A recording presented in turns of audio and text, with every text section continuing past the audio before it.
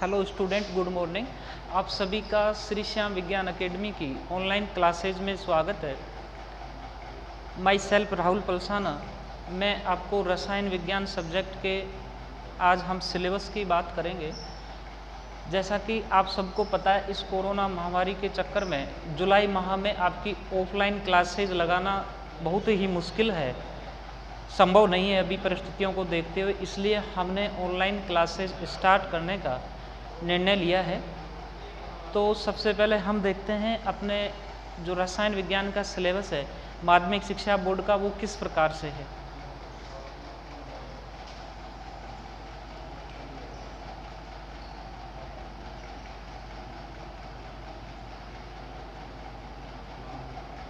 देखना भाई क्या है कि अपने जो कुल 100 अंक का अपना पेपर आता है, जिसमें से 56 अंक का वार्षिक में जो पेपर है वो लगता है। उसके अलावा 14 नंबर के सत्रांक रहते हैं और 30 नंबर का अपना रहता है प्रैक्टिकल। ये अपना 56 नंबर सैद्धांतिक है, ये 14 नंबर का सत्रांक है और ये 30 नंबर का आपका प्रैक्टिकल है। ये कुल मिला के अपने जो 100 अंक का आता है।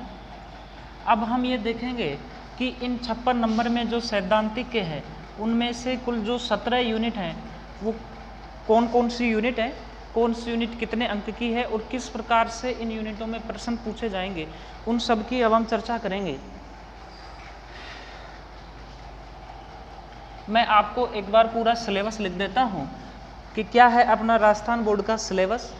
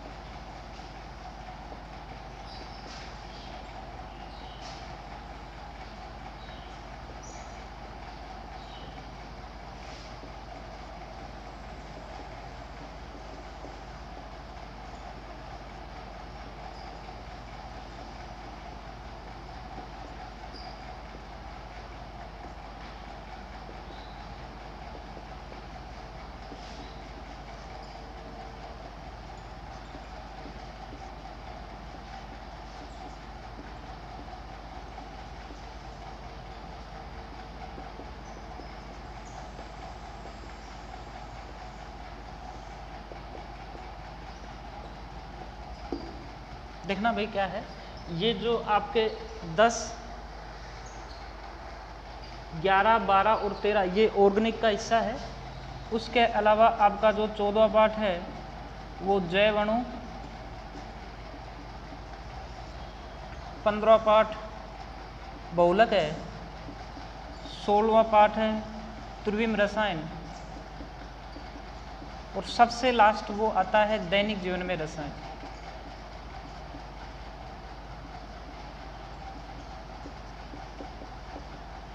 ये कुल मिला के 17 पार्ट है। देखना कैसे है। पहला पार्ट ठोस अवस्था है, दूसरा विलयन, तीसरा विद्युत रसायन, चौथा रासायनिक बलगतिकी, पांचवा पृष्ठ रसायन, छठा धातु निष्कर्षण, सातवां पी ब्लॉक, आठवां डी ब्लॉक और एफ, नौवां उपसंहसंयोगिक तो 10वां पाठ है हेलोजन व्युत्पन्न, 11वां ऑक्सीजन युक्त क्रियात्मक समूह भाग प्रथम, 12वां पाठ भाग द्वितीय है, 13वां पाठ नाइट्रोजन युक्त क्रियात्मक समूह, 14वां पाठ जैव अणु, 15वां बहुलक, 16वां त्रिविम रसायन और 17वां दैनिक जीवन में रसायन। अच्छा, अब देखो क्या है इनमें कि ये कितने कितने अंक के पाठ आते हैं। इनमें से 4 नंबर के पाठ हैं ये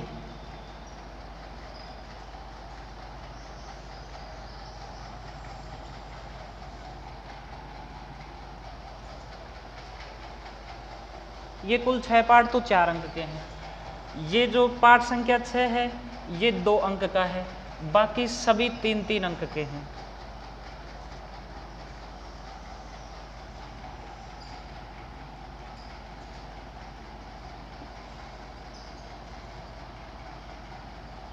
ये सब कोई पाठ 3 के हैं, ज़्यादातर पाठ 3 अंक के हैं, 6 पाठ हैं वो 4 अंक के हैं। एक पाठ जो पाठ संख्या 6 है तत्वों का निष्कर्षण के सिद्धांत या हम कहते हैं धातु निष्कर्षण, वो 2 अंक का है। अच्छा, अब देखो क्या है कि आपकी जो ऑफलाइन क्लासेज हैं वो अगस्त में स्टार्ट होने की संभावना है। हो सकता है अगस्त में स्टार्ट नहीं हो, सितंबर में भी हो जाए। तो ये सीधी सी जाहिर सी बात है कि आपके सिलेबस को कम किया जाएगा। अब हमें देखें कि सिलेबस कम कहाँ से होगा। सिलेबस कम वहाँ से होगा आपकी क्लास में, 12th क्लास में वो टॉपिक या वो पूरा पाठ ही हटाया जाएगा जो सबसे अलग हो, या ऐसा पार्ट जिसे हम बाद में पढ़ सके, जो बीएससी में सिलेबस में जोड़ दिया जाए, बीएससी फर्स्ट ईयर में जोड़ दिया जाए, बीएससी सेकंड ईयर में जोड़ दिया जाए। बेसिक चीज़ों को नहीं हटाएंगे, ठीक है। तो देखो हटाने की संभावना किन में से है, ये जो 4 पार्ट है 14, 15, 16 और 17, इन 4 में से कोई सा भी पार्ट हट सकता है। हो सकता है ये चारों हट जाए, या इनमें से शुरू वाले जो पार्ट है इनमें से कोई हट जाए, ठीक। अच्छा, अब देखो जो अपने जो रसायन विज्ञान का सिलेबस है वो 2 भागों में बटा होता है। एक तरफ इनऑर्गेनिक केमिस्ट्री आती है, दूसरी तरफ ऑर्गेनिक केमिस्ट्री आती है। ऑर्गेनिक केमिस्ट्री के ये इसमें 4 लेसन है, 10, 11, 12, 13। उसके अलावा ये जो है P block, D, F block, ये सब इनऑर्गेनिक केमिस्ट्री में है। और ये ठोस अवस्था, विलयन, वैद्युत रसायन, रासायनिक बलगतिकी, पृष्ठ रसायन, ये शुरू के 5 पाठ है। तो अपने किताब में तो इनऑर्गेनिक का हिस्सा है, लेकिन ये वास्तव में होते हैं फिजिकल केमिस्ट्री या भौतिक रसायन के हिस्से होते हैं, ठीक। अच्छा, अब देखो क्या है इनमें, जैसे हम ये बात करें कि ये जो पाठ संख्या 7 है पी ब्लॉक, हमने 11वीं में भी पढ़ा है। 11वीं में देखो पी ब्लॉक है ना, जो अपना ये होता है वर्ग 13 से लेकर वर्ग 18, जिसमें से हमने वर्ग 13 और वर्ग 14 ये तो हम 11वीं में पढ़ लेते हैं। उसके अलावा जो बच गए वर्ग 15 से लेकर 18, ये सब हमें यहाँ पढ़ना है, ठीक। उसके अलावा डी और एफ ब्लॉक के जो रसायन हैं उनका अध्ययन हम 11वीं क्लास में नहीं करते हैं, इसलिए संभवतः ये 2 पार्ट तो आपके रहेंगे ही रहेंगे, ठीक है। उसके अलावा अब देखो जो हैलोजन व्युत्पन्न है ऑर्गेनिक का है, ये भी हमें पढ़ना है। अच्छा, अब देखो ये दोनों सेम ही नाम है इनके, लेकिन देखो इनमें अंतर क्या है कि ऑक्सीजन परमाणु युक्त क्रियात्मक समूह, इसका मतलब ऐसे क्रियात्मक समूह हमें देखने हैं जिनमें कौन सा परमाणु हो, ऑक्सीजन परमाणु हो, ठीक। भाई देखो ऑक्सीजन परमाणु को लेकर कई क्रियात्मक समूह बनाए जा सकते हैं। वे क्रियात्मक समूह जिनमें एकल बंध हो, सिंगल बॉन्ड हो, जैसे ये एल्कोहल हो जाए, ठीक, फिनोल हो जाए, या हो जाए ईथर, ये तीनों ही क्रियात्मक समूह हैं। एल्कोहल, फिनोल, ईथर, तीनों में ही ऑक्सीजन परमाणु एकल बंध बना रहा है, इसलिए इन तीनों को तो भाग प्रथम में रखा गया है, ठीक। उसके अलावा वे क्रियात्मक समूह जिनमें ऑक्सीजन परमाणु द्विबंध बना रहा होता है, उन्हें जैसे एल्डिहाइड हो जाए, कीटोन हो जाए, या हो जाए आपका ये कार्बोक्सिलिक अम्ल हो जाए, एल्डिहाइड, कीटोन, इसमें ऑक्सीजन परमाणु द्विबंध बना रहा है। इन सभी को यहाँ पाठ संख्या 12 में रखा गया है, ठीक। ये अपना सिलेबस है।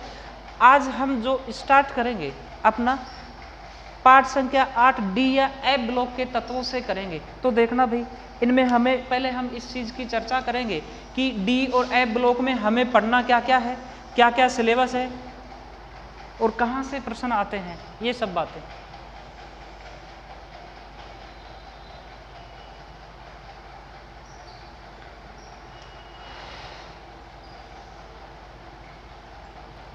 आपका जो भी पार्ट हो सकता है हटा दिया जाए कोई यूनिट, लेकिन मार्क वही रहेंगे।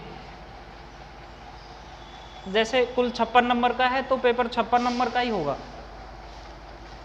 तो देखो हम शुरुआत करने जा रहे हैं, अपना नई यूनिट है, यूनिट का संख्या है 8, जो नाम है उसका ये है डी व ए ब्लॉक के तत्व, डी व ए ब्लॉक के तत्व। हमें देखो क्या है, अलग अलग पढ़ना है दोनों को, डी उपकोष को अलग पढ़ना है, एफ उपकोष को अलग पढ़ना है। इन्हें हम डी उपकोष वालों को इन्हें हम संक्रमण तत्व भी कहेंगे। एफ उपकोष में 2 श्रेणी आ जाएंगी, 4F और 5F, इन्हें हम लैंथेनाइड कहेंगे।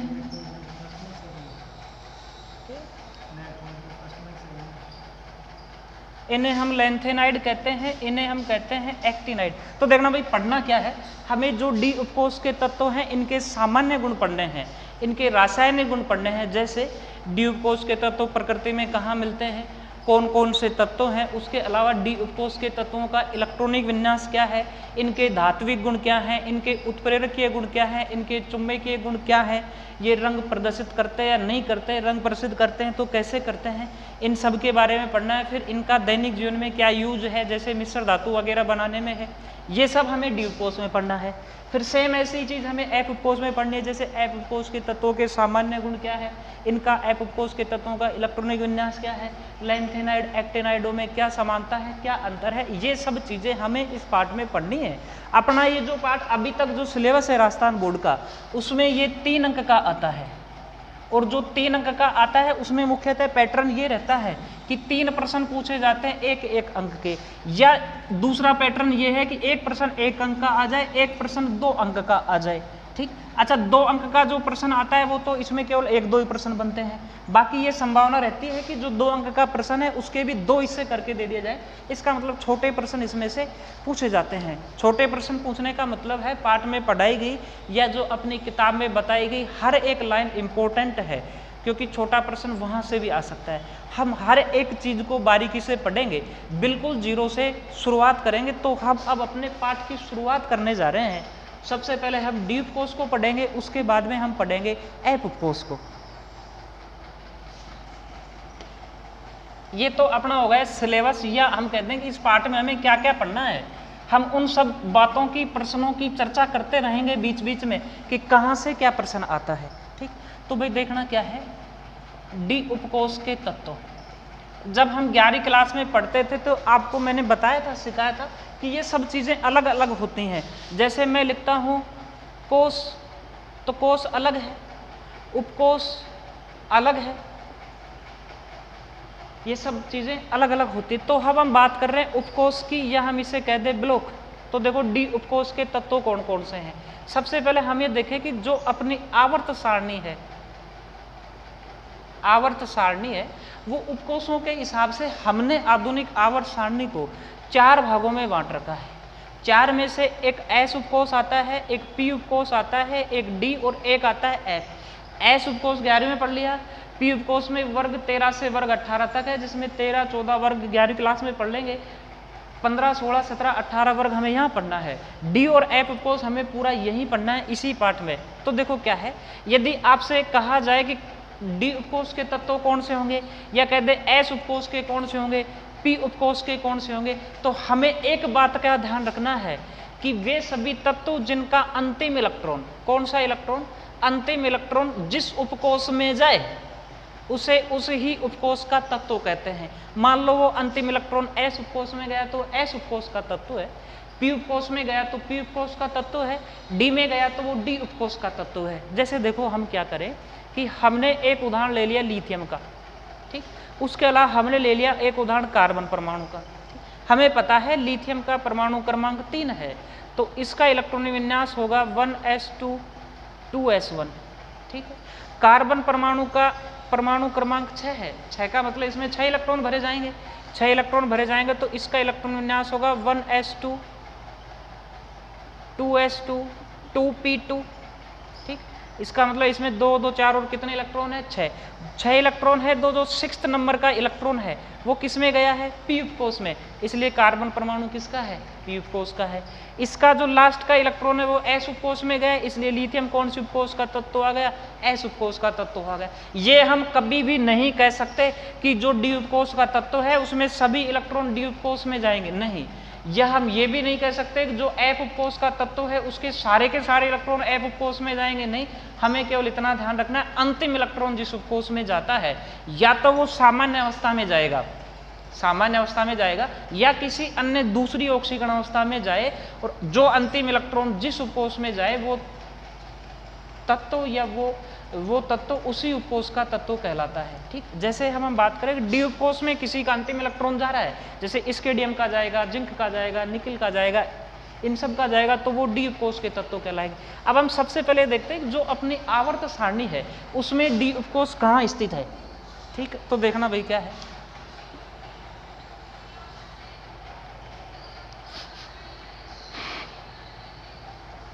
बिल्कुल सामान्य सी बात है, हम ये देखेंगे कि आवर्त सारणी में डी उपकोष की स्थिति, डी उपकोष की स्थिति का मतलब है कि कौन से आवर्त में है और कौन से वर्ग में है।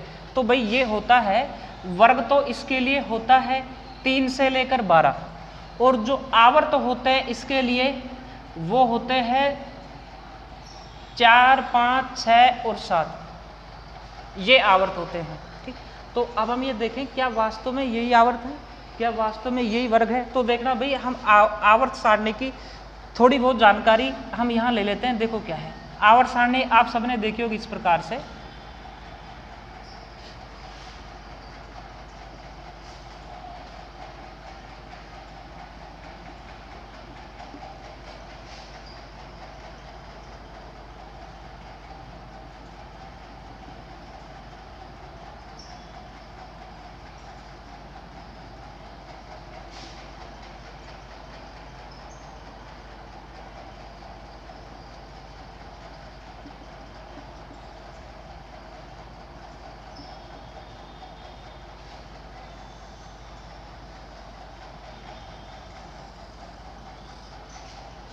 देखो भाई क्या है अपना ये हिस्सा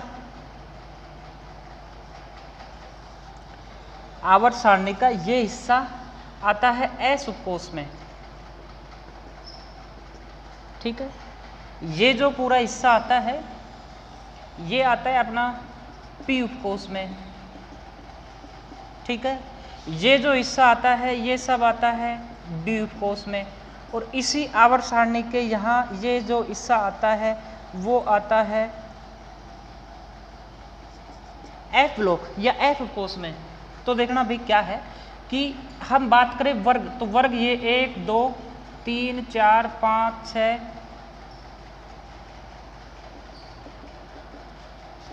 13 से लेकर ये हो गए 18। आवर्त सारणी में जो कुल 18 वर्ग है उनमें 3 से लेकर 12 वर्ग तक अपना कौन सा है? डी उपकोष के तत्व हैं। आवर्त की बात करें तो पहला आवर्त केवल हाइड्रोजन और हीलियम 2 तत्व हैं। दूसरे आवर्त में ये लिथियम से लेकर यहाँ नियोन तक ये 8 तत्व हैं।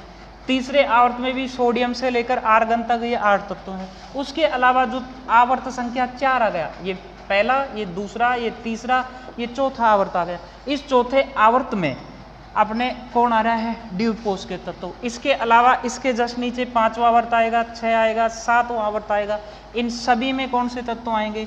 डी उपकोष के तत्व आएंगे। तो हम ये कह सकते हैं कि आवर्त तो इनके लिए 4 से लेकर 7 तक है, 4 से लेकर 7 तक, और वर्ग इनका होता है 3 से लेकर 12। ठीक है, अब हम ये देखेंगे कि जो डी उपकोष के ये सभी तत्व हैं, कुल कितने तत्व हैं, कितने भागों में विभक्त है, इन्हें हम श्रेणी के हिसाब से पढ़ते हैं कि हम 3D श्रेणी, 4D, 5D, 6D श्रेणी ऐसे, और ये कुल कितने तत्व हैं, इन सभी तत्वों कौन कौन से गुण प्रदर्शित करेंगे, इनके क्या क्या इलेक्ट्रोविन्यास है। अपने जो सिलेबस में 12वीं क्लास में वो केवल हमें 3D श्रेणी की, इसका मतलब स्केडियम से लेकर जिंक तक की हमें पूरी जानकारी होनी चाहिए। ठीक है, तो आज के लिए इतना ही। आज हमने केवल इतना सीखा है कि डी उपकोष के तत्वों की आवर्त सारणी में स्थिति क्या है, तो वर्ग 3 से 12 है, आवर्त 4, 5, 6, 7 है, इतना हमें ध्यान रखना है। कल से हम आगे इनके बारे में धीरे धीरे अध्ययन करेंगे। सबसे पहले इलेक्ट्रॉनिक विन्यास, उसके बाद में इनके कौन कौन से जो और भौतिक गुण हैं, क्या उपलब्धता है, इसका मतलब कहाँ कहाँ मिलते हैं, क्या क्या इनके यूज हैं, इन सब के बारे में अब हम चर्चा करेंगे। और जो प्रश्न इनके बनते हैं, चाहे वो कैसा ही एग्जाम हो, हम बिल्कुल जीरो से शुरुआत करेंगे। अपने बोर्ड के एग्जाम में क्या आता है, उसके अलावा जो और कंपटीशन एग्जाम है उनमें कहाँ से प्रश्न आता है, कौन सा प्रश्न किस एग्जाम में आया हुआ है, इन सब चीज़ों की चर्चा हम अगली नेक्स्ट वीडियो में करेंगे। Thank you very much.